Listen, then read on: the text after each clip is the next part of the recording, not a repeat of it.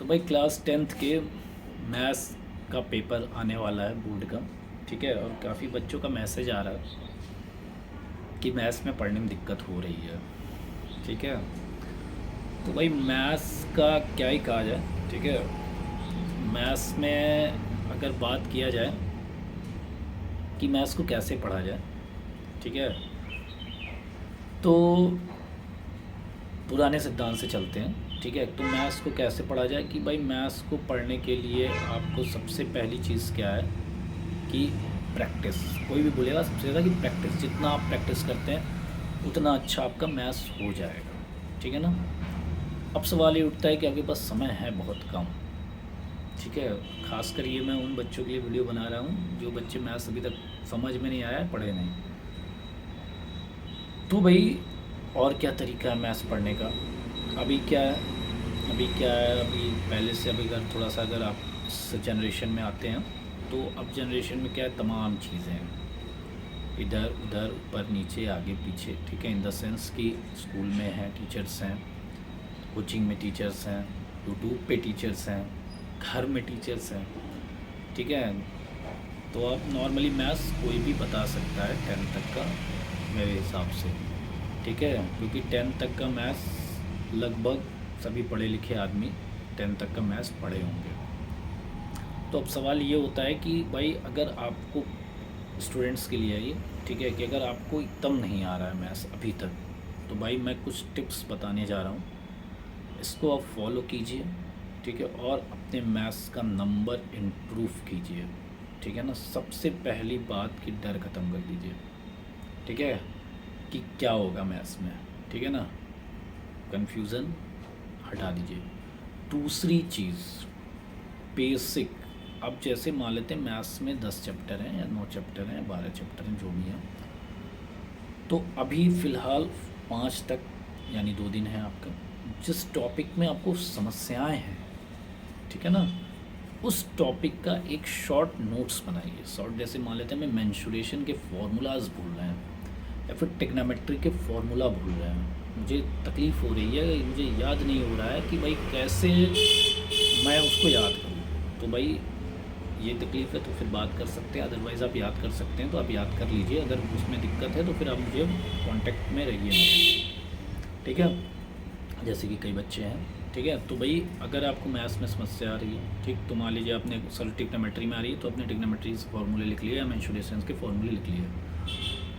अब उसमें आपको सिर्फ उतना ही पढ़ना है जितना बेसिक है। उसमें आप बैठ के जो है उसमें हार्ड क्वेश्चन ये नहीं कि बैठ के आर डी शर्मा हम पूरा पढ़ ले जाएं। हम जो देखो कहानी क्या होती है, हर जनरेशन की यही है। मैं ये नहीं कहूँगा कि आपकी जनरेशन का, हमारी जनरेशन में ही था। जैसे जब गैप होता है ना किसी सब्जेक्ट में, तो उस सब्जेक्ट का पेपर पहली चीज़ थोड़ा सा टफ आता है, दूसरी चीज़ वो पेपर ख़राब होने की संभावनाएं बढ़ जाती हैं। ठीक है, कुछ बच्चों की अच्छी होती है, बाकी मैक्सिमम बच्चों की संभावनाएं वो कम हो जाती हैं अच्छे नंबर पाने की। उसका रीज़न क्या है, अब मेरे पास मान लीजिए 15 दिन है, 10 दिन है, जो भी है। ठीक है, और मैं अपनी ही बात बता रहा हूँ। ठीक है, तो भाई मैंने क्या किया, एक शेड्यूल बनाया कि भाई मैं 2 दिन में ये पढ़ लूँगा, 2 दिन में मैं टिग्नोमेट्री ख़त्म कर दूँगा, 2 दिन में पॉलिनोमियल ख़त्म कर दूँगा, और मेंसुरेशन है ट्रायंगल वैंगल तो मैं इसे ख़त्म कर दूँगा। ठीक है, बना दिया मैंने, पन्ने पे लिख के इसे चिपका दिया, जहाँ पढ़ता हूँ वहाँ चिपका दिया, चिपका तो दिया। ठीक, उसके बाद अगले दिन मैं सुबह उठा, सुबह नाश्ता वास्ता किया, आपका पढ़ेंगे नाश्ता करके। ठीक, नाश्ता पानी किया, फिर सोचे थोड़ा सा रेस्ट कर लें। अगर घर में कोई डंडा करने वाला नहीं है, मतलब गार्जियन अगर एकदम ज़बरदस्ती पढ़ा नहीं रहा है, तो कोई बच्चा पढ़ेगा नहीं। कोई बच्चा पढ़ेगा जिसका खुद अंदर से मैथ्स से बड़ा प्रेम होगा, या जिस सब्जेक्ट का है उस सब्जेक्ट से बहुत प्रेम है। तो वो क्या किया भाई, उठा, नाश्ता पानी किया, कहा चलिए बाद में पढ़ेंगे।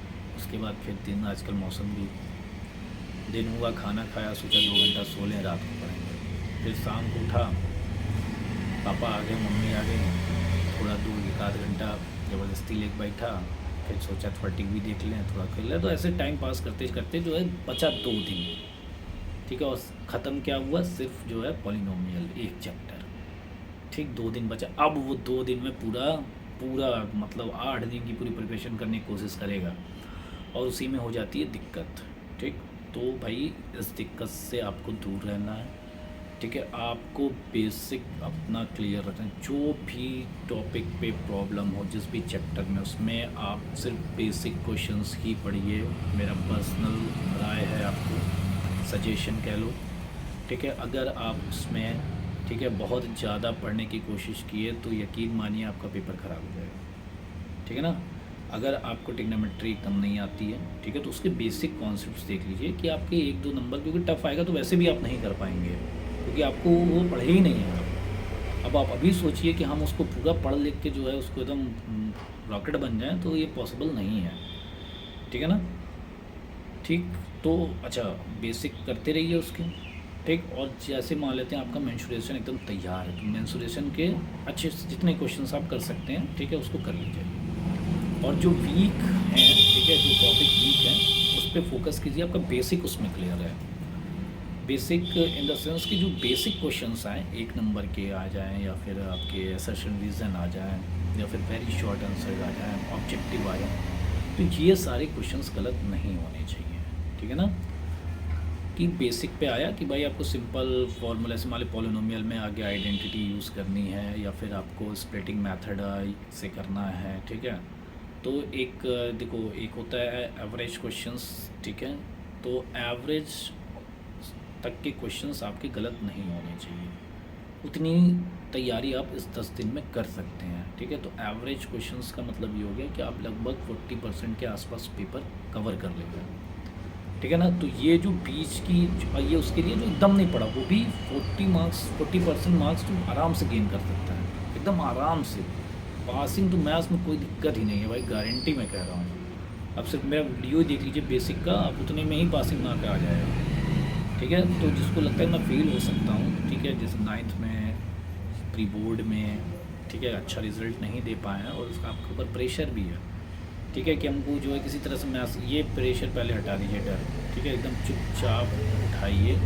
ठीक है, अगर 10 चैप्टर हैं, ठीक है, तो आप जो है 70% चैप्टर्स पूरा लगाइए। और जिस भी चैप्टर्स में ज़्यादा प्रॉब्लम है तो ये पूछिए, अगर क्लियर हो सकता है, कोई आपके साथ मेहनत करने वाला है तो ठीक। आपको खुद पढ़ना है, सेल्फ स्टडी करना है, तो बेसिक उस पर आप फोकस कीजिए। आप बहुत ज़्यादा उस पर वर्कआउट ना कीजिए। क्लियर है। तो आपको अपने टाइम मैनेजमेंट का बहुत स्पेशल ध्यान देना है। ठीक है ना। अब बात आता है पेपर आ गया तो क्या करना है। देखो, मैं फिज़िक्स में भी वही चीज़ बताता हूँ, मैथ में भी मैं वही चीज़ बताता हूँ। दोनों भाई, maths is a language of physics. ठीक है, फिज़िक्स तभी समझ में आएगी जिसका मैथ्स अच्छा होगा। ठीक है, अगर आपका मैथ्स नहीं अच्छा है तो मैं सिर्फ कहानी सुना, हाँ हाँ सर बहुत अच्छा, न्यूटन साहब के सर पे सेब गिरा, वेरी गुड वेरी गुड, और जैसे ही उसका एप्लीकेशन आएगा सब मोह माया है सर, ये सब तो है ही नहीं। ठीक, तो भाई आपका इम्पोर्टेंट क्या बन रहा है कि भाई सबसे पहले पेपर है। ठीक है, तो आपको जो क्वेश्चंस आ रहे हैं, देखो पूरी कोशिश करना है कि ऑब्जेक्टिव ना गलत हो। ठीक है ना। 1 मार्क्स के क्वेश्चन स्कोर करने के लिए बहुत दमदार होते हैं। ठीक है ना। छोटे छोटे क्वेश्चन होते हैं, छोटे छोटे कॉन्सेप्ट के होते हैं। ठीक है, बहुत बड़े कॉन्सेप्ट्स के क्वेश्चन 1 मार्क्स में नहीं पूछे जाते हैं। ठीक है ना। सिंपल सा पॉलिनोमियल दे दिया, या फिर कोई आइडेंटिटी दे दी, या फिर ट्रिग्नोमेट्री का क्वेश्चन दे दिया। ठीक है, कोई बहुत बड़ा डेरिवेशन नहीं होगा। ठीक है, ऑब्जेक्टिव में तो और भी आसान है। ठीक है, तो मैथ्स में थोड़ा तो सॉल्व करना पड़ेगा, लेकिन फिर भी वो हो जाएगा ईज़िली। तो ये कर लिया आप। ठीक है, दूसरी बात आपका टाइम मैनेजमेंट। जैसे मान लेते हैं कोई मेंसुरेशन का, ठीक है, क्वेश्चन आया, बड़ा सा क्वेश्चन आया, उसमें बड़े सा कैलकुलेशन है। ठीक है, तो आप पूरी कोशिश कीजिए उसमें। ठीक है, पहले बेसिक्स आपके क्लियर, मतलब क्या कि क्वेश्चन में गिवन दे दिया आपने। ठीक है, उसमें फॉर्मूला लिख दिया। ठीक है, या फिर आप, अच्छा मैथ्स में स्टेप मार्किंग बड़ी ज़बरदस्त होती है। ठीक है, यानी कि आप 2-3 स्टेप तक सही गए, ठीक है, तो आपका क्या है भाई, समझ लीजिए कि आप लगभग जो है 2 नंबर का है तो 1 नंबर पाने के योग्य होते जा रहे हैं। ठीक है ना। तो यानी कि स्टेप मार्किंग का विशेष ध्यान दीजिए। और दूसरी बात, कोई भी क्वेश्चन, ठीक है ना, इसीलिए मैं कहा सारे चैप्टर्स आपको पढ़ने हैं। बेसिक आपको पता, मान लीजिए कोई ऐसा क्वेश्चन आ गया, किसमें, ट्रिग्नोमेट्री में, या फिर कहीं से भी आ गया, हमारे पॉलिनोमियल में ही आ गया, रूट करके ज़बरदस्त रूट आ गया, मतलब फर्स्ट टर्म यानी कि ए भी रूट है, बी भी रूट है, सी भी रूट है, सब रूट ही रूट है, और उसके बाद कह दे भैया इस काम को जीरोज़ निकालो। अब देखो हमने बेसिक पढ़ा है, ठीक, बेसिक पढ़ा है, तो हम ज़ीरोज़ निकालने का 3 मिनट एकदम नहीं आ रहा है आपको, तब मैं बता रहा हूँ एकदम नहीं आ रहा है आपको, क्वेश्चन समझ ही नहीं आ रहा है कि ये स्प्लिट कैसे होगा, तो क्या करेंगे हम चुपचाप लिखेंगे कि भाई इसको फैक्टराइज कर देंगे थ्योरी में, और 3 मेथड है, ठीक। और जो बेसिक कॉन्सेप्ट मैंने बताया यानी सी टर्म्स को ए से मल्टीप्लाई करेंगे और फिर बताएंगे कि भाई ये ऐसे होना चाहिए, इस मेथड में स्क्वायरिंग हो नहीं रहा है, आइडेंटिटी लग नहीं रही है, कॉमन हो नहीं रहा है, तो स्प्लिटिंग मेथड ही है।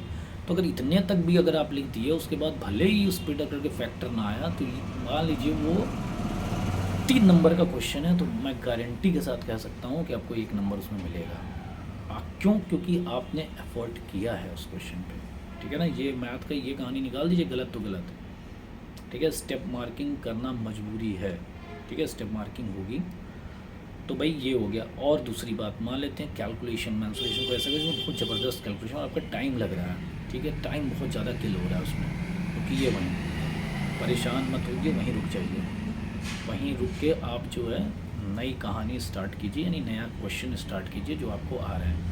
जिस भी क्वेश्चन में आप फंस रहे हैं उस क्वेश्चन में आपको टाइम नहीं देना है, सोचना, ज़्यादा सोचने का टाइम लास्ट में जो आ रहा है, जो खट लगता चला जा रहा है, आप कर लीजिए, ठीक है। तो time management is very important in board examination. If you can't manage your time you can't score, ठीक है ना। तो आपको स्कोर करने के लिए टाइम मैनेजमेंट आपका बहुत बेहतरीन होना चाहिए, ठीक है ना। क्लियर हो गया, ठीक। तो बेहतरीन टाइम मैनेजमेंट, ठीक है, बेहतरीन प्लान, ठीक। और ये स्पेशली वीडियो उन स्टूडेंट्स के लिए बता रहा हूँ जो स्टूडेंट्स अभी मुझसे रेगुलर कांटेक्ट में हैं, जिनका मैथ्स अभी एकदम समझ लीजिए कि ठीक है, तो उनके लिए है, तो वो इस वीडियो को देखें, ठीक है। नहीं वीडियो मतलब देख पा रहे हैं मेरी, ठीक है, मेरे जो पढ़ाए हुए चीज़ कोई बात नहीं, आप बुक उठाइए, ठीक है, NCERT लगाइए चुपचाप, ठीक है, बेसिक एक एक पन्ने पे एक चैप्टर के फॉर्मूले लिखिए, और जो जिस क्वेश्चन में प्रॉब्लम हो रही है वो क्वेश्चन धीरे धीरे साइड में लिख लीजिए, क्योंकि टाइम बहुत है। और मैं गारंटी करता कैसे कह सकता हूँ कि अगर आप इस टाइम मैनेजमेंट कर लिया आपने इस 5-7 दिन, तो 100% 100 आउट ऑफ 100 मैथ में तो कोई दुनिया की ताकत नहीं रोक सकती आपको। 100% मैथ में आपका 100% नंबर आएगा, ठीक है, क्योंकि मैथ्स ऐसा एक सब्जेक्ट है डेट कीप्स 100 आउट ऑफ 100, ठीक है ना, क्योंकि ये अकेला है, ठीक है। साइंस में अभी तो फिलहाल फिजिक्स केमिस्ट्री बायो है नहीं, इधर भाई जिसका फिजिक्स अच्छा होगा उसका पक्का केमिस्ट्री या बायो में से कुछ लफड़ा होगा, और जिसका केमिस्ट्री और बायो से ही होगा उसका पक्का फिजिक्स ख़राब होगा। तो इसमें थोड़ा 100 आउट ऑफ 100 थोड़ा सा दिक्कत होता है, बाकी मैथ में एकदम दिक्कत नहीं है भैया, ठीक है। आप 100% मार्क्स पा सकते हैं, तो आप इस चीज़ पे लग जाइए, ठीक है। बाकी मैं हूँ, ठीक है, जिस भी टॉपिक पे समस्या हो, जिस भी क्वेश्चन में समस्या हो पूछिए आप, ठीक है ना, और मैं रेडी हूँ आपको बताने के लिए, ठीक है ना। तो बहुत बढ़िया, ठीक है, all the best for math examination, ठीक है। तो all the best for math paper, ठीक है, मस्त रहिए, व्यस्त रहिए, पढ़ते रहिए, ठीक है। Thank you.